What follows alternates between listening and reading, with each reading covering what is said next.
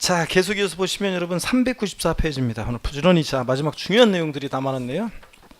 394페이지 보니까 양도소득 금액 계산을 위한 장기 보유특별공제예요. 가필, 차, 장, 소죠 여러분. 양도소득 금액 계산하기 위해서 양도차익에서 공제되는 장기 보유특별공제입니다. 의의는 여러분요 그냥 읽어보는 거예요.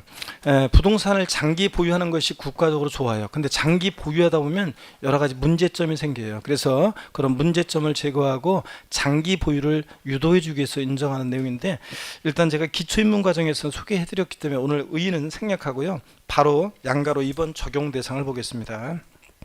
자, 중요한데 이제 장기 보유특별공제는 자 토지 건물로서요 등기되고 반드시 등기가 돼야 돼요. 자 토지 건물로서 등기되고 보유하는 몇 년? 3년 이상인 것. 항상 여러분 장특공제, 장기 보유특별공제 문제 풀 때는 3년 보유를 항상 머릿속에 염두에 두고 문제 푸셔야 돼요. 3년 이상인 것 및 부동산을 취득할 수 있는 권리 중에서 조합원 입주권이 대상인데 가로두개 성미출입니다. 조합원으로부터 취득한 것은 제외하고요, 원조합원 입주권만 말합니다. 자, 쭉 미출입니다. 그러면 어떤 얘기냐면 조합원 입주권과 관련해서 잠깐 말씀을 드려볼게요. 자, 여러분 여기 보시면 조합원 입주권, 다 저쪽에 놓고 왔네. 자, 여기 보세요. 조합원 입주권 어떤 거냐면 이런 거예요. 요 시점이 관리처분계획 인가일이에요. 관리처분계획 인가일인데, 관리처분계획 인가일이 뭔가요? 이렇게 저한테 묻지 마시고 공법에서 배워요. 그래서 관리처분계획 인가일이 요 시점이다 그러면, 자, 종전주택이 있었어요. 종전주택이 있었습니다.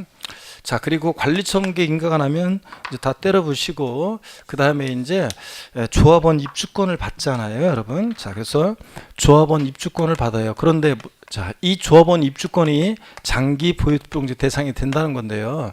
원래는 이제 관행적으로 인정되는 것을 몇 년 전에 법에 도입한 건데, 조합원 입주권 대상이긴 한데 조합원으로부터 취득한 것은 자 제외합니다. 조합원으로부터 원조합원 입주권만 대상이지, 자 제가 조합원 입주권을 다른 사람부터 취득했어요. 자, 이때 이것은 장특공제 대상이 아닙니다. 자, 요 조합원 입주권에 대해서 장특공제 대상으로 인정해 준 것은 이 조합원 입주권 자체에 대한 양도 차익 있죠? 요 양도 차익에 장특공제를 인정해 주게 한 것이 아니라 이 때려부신 관리처분계획 인가 전에 종전 때려부신 이 주택의 양도 차익에다가 옛날 취득한 가격, 이번에 판 가격, 그 양도 차익에 공제를 해주고 싶은 건데, 문제는 흔적도 없이 사라지고 없잖아요. 그러니까 조합원 입주권을 장특공제 대상으로 추가한 거예요. 자, 그래서 이 조합원 입주권의 장기 보유특별공제는 이 입주권 자체에 대한 양도 차익이 아니라 관리처분계획 인가 전에 종전 이 주택의 양도 차익에다가 장특공제 공제율을 공제한 금액을 공제해 주는 겁니다. 자, 그래서 조합원 입주권의 장기 보유특별공제액은 관리처분계획 인가 전에 종전주택의 양도 차익에 한정해서 이제 장특공제 공제를 해줘요. 자, 그러면 다시요. 조합원 입주권도 장특공제 대상인데 조합원으로부터 취득한 것은 포함한다, 제외한다? 제외한다는 거. 자, 이거 포함으로 바꾸겠죠?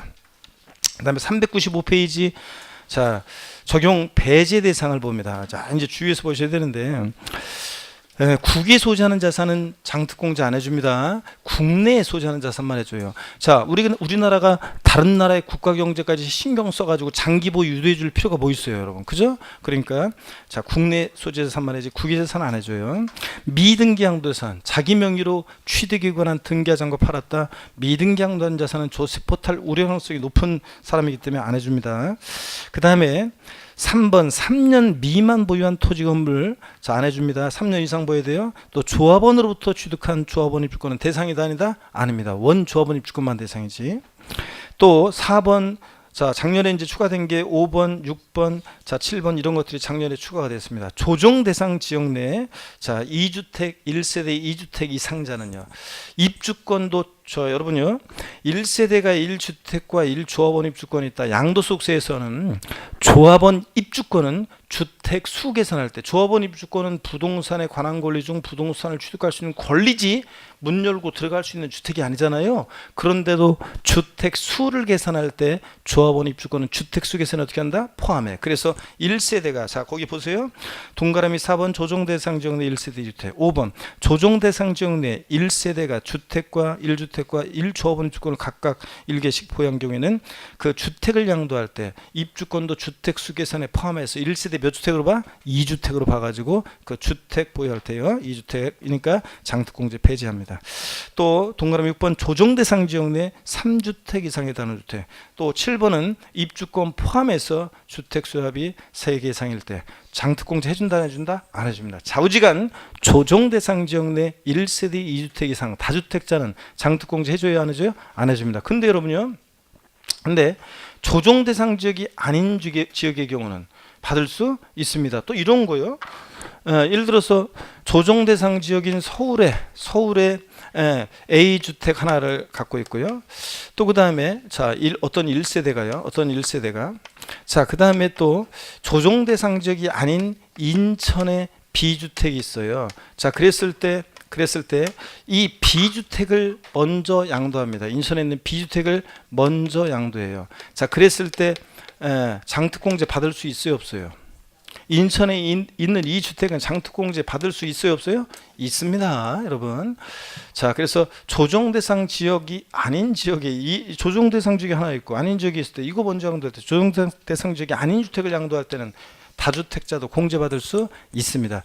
조정대상 지역 요 서울에 있는 조정대상 지역 내 2주택을 요걸 만약에 예를 들어서 먼저 양도한다. 그럴 때는 이제 장특공제 조정대상 지역 내 2주택이니까 장특공제 받을 수 없습니다. 그런데 조정대상 지역이 아닌 지역가의 주택은 1세대 2주택이든 100주택자든 공제받을 수 있다는 거예요, 여러분. 이거 중요합니다. 자, 그러면 이 표 있잖아요, 여러분들. 이 표 그 적용 대상 배제되는 거 별 표시하고요. 반드시 알아둡니다. 올해 시험에 나온다는 얘기죠. 자, 적용 대상 국내 소지하는 자산이어야 됩니다. 국외 자산은 배제되고 반드시 등기가 돼야지 미등기 양도 자산 배제되고 3년 이상 보유해야지 3년 미만 보유하면 배제되고요. 토지 건물 조합원 입주권 대상인데 토지 건물 조합원 입주권 이외 양도 자산은 장특공제 아니고요. 조정 대상 지역 외 1세대 다주택자는 공제받을 수 있습니다. 그래서 거기 보조단 1번을 한번 볼게요. 비섬용 토지와 조정 대상 지역 외 이외 1세대 2주택 이상 다주택자는 장특공제 정받을 수 있다. 밑줄 짝이요. 토지 중에서 비섬용 토지도 세율이 양도세 세율이 조금 일반 경우보다 세율이 추가세율 정된다는 거지. 비섬용 토지도 장특공제는 받을 수 있습니다. 조정 대상 지역이 아닌 지역은 다주택자도 장특공제 받을 수 있다는 거 꼭 알아두고 밑줄이고. 그 다음에 이제 배제되는 거 조정 대상 지역 내에서 1세대 2주택 이상 입주권 포함해서 및 1세대 3주택 이상 다주택자가 먼저 양도하는 주택인데 이것도 단서가 있어요. 단 2018년 4월 1일 이후 양도하는 주택분부터 해가지고 이제 자 다주택자 장특공제 받을 수 있다 없다? 조정 대상 지역인지 아닌지 잘 봐야죠. 조정 대상 지역이 아닌 지역은 다주택자 받을 수 있고 조정 대상 지역 내에서 다주택은 받을 수 없고 이렇게. 조정 대상 지역은 여러분들 참고적으로 보시고요. 거기 또 조정이 있었기 때문에 이거 조정이 있었다는 거. 그 다음에 공제액을 봅니다. 장특공제, 공제액 얼마를 공제해 주느냐? 장기 보유공제액은 양도 차익에다가 보유한별 공제를 정합니다. 왜 양도 차익 이러냐고요? 갑필 차장이잖아요, 여러분. 여기 보실래요? 시험에서는 장기 보유특별 공제 공제액은 양도 소득금액의 공제를 곱한 금액으로 한다. 양도 가액의 공제를 곱한 금액으로 한다. 아니에요. 갑필 차장이니까 양도 차익에다가 보유한별 공제를 곱한 금액으로 합니다. 차장이라는 거예요. 여기 다 지우개서 들어가 있네. 어떡하네. 그래서 요 그런 얘기라는 거. 자, 그러면 다시 보세요. 그 396페이지로 가겠습니다. 장기 보유특별공제는 특별공제액은 그 자산의 양도 차익 첫 번째 줄 밑줄입니다. 가로 안에 조합원 입주권을 양도할 때는 도시 및 주거환경 정비법에 따른 자 관리처분계획 인가 및 빈지 및 소규모 주택 정비에 관한 특례법 규정에 따른 자 여기요 사업시행 인가 전 토지분 또는 건물분의 양도 차익으로 한정 밑줄이고요. 자, 요 가로 내용이 어떤 거냐면 여기를 보세요. 조합원 입주권은 입주권 자체에 대한 양도 차익이 아니에요. 여기 잘 보세요. 조합원 입주권의 장기 보유특별 공제액은 양도 차익인 양도 차익인데 어떤 양도 차익이냐? 관리처분계 인가할 전에 종전 이 건물과 토지, 주택의 양도 차익에 한정해서 이 양도 차익에다가 보유기한별 공제를 곱한 금액이라는 얘기입니다. 시험에서 바꾼다 그러면 조합원 입주권의 장기 보유특별공제액은 관리처분계 인가할 전에 종전 주택 또는 건물과 토지의 양도 차익에 조합원 입주권의 양도 차익을 합한 금액으로 한다. X입니다, 여러분들. 이런 거. 자, 그러면 계속 이어서 보겠습니다. 여기다가 네 번째 줄 다음 표에 규정된 보유기한별 공제율 곱해서 계산한 금액을 한다. 즉 양도 차익에다가 보유기한별 공제율 곱한 금액인데 장특공제 공제율이 올해 개정이 돼가지고요. 일반적인 토지 건물 있죠? 거기 일반적인 경우에는 보조단을 좀 보세요. 보조단 왼쪽을 보니까 일반적인 경우는 보유연수 몇 프로씩이요? 2%씩 공제율을 적용하도록 하고 있습니다. 자, 그래서 2%씩 적용하니까 일반적인 경우 3년 이상 4년 미만 보유했다. 2, 3은 6 양도 차익이 6%. 자, 5년 이상 자 6년 미만이다. 2, 5, 10% 이런 식으로 해서 최대 15년 이상 올해 15년 이상이다. 그럼 몇 프로까지? 30%까지 이렇게 공제를 해줍니다. 보유연수에 2%씩 적용해서 6%부터 몇 프로까지? 30%까지 공제를 해줍니다. 세분화했고요. 그 다음에 그 1세대 1주택. 자, 1세대 1주택이에요. 2년 보유하면 비과세인데 장특공제를 받으려면 3년 이상을 보여야 돼요. 그럼 1세대 1주택이고 3년을 보유했는데 비과세가 아니라 과세가 되는 게 있느냐? 있습니다. 자, 고가주택 같은 게 대표적이죠. 실지거래가에 9억 원을 초과하는 고가주택은 1세대 1주택 비과세 배제한다고 그랬잖아요. 자, 그래서 이런 고가주택 같은 1세대 1주택은 거기 보조단 다시 봅니다. 1번에서 1세대 1주택은 보유연수의 몇 프로씩이요? 8%씩 공제를 적용해요. 장특공제. 그래서 양도 차익에다가 자 3년 이상 4년 미만이면 83, 24 5년 이상 6년 미만이야 85, 40 이런 식으로 해서 10년 이상이면 세대 몇 프로까지? 80%까지 공제를 해줍니다. 24에서 80%까지요. 그래서 요거는 이제 개정이 안 되는데 요 일반적인 토지 건물은 이제 법은 재작년에 개정이 됐지만 시행이 이제 올해부터 해가지고 새롭게 올해부터 시행이 되는 겁니다. 그래서 꼭 잘 알아두셔야 돼요. 올해부터 이제 일반적인 자산을 양도했을 때 장특공제는 보유연수에 2%씩 적용해가지고 3년 이상 4년 미만 2, 3은 6. 자, 그리고 15년 이상 보였을 때 몇 프로? 30%까지 이렇게 해준다는 거.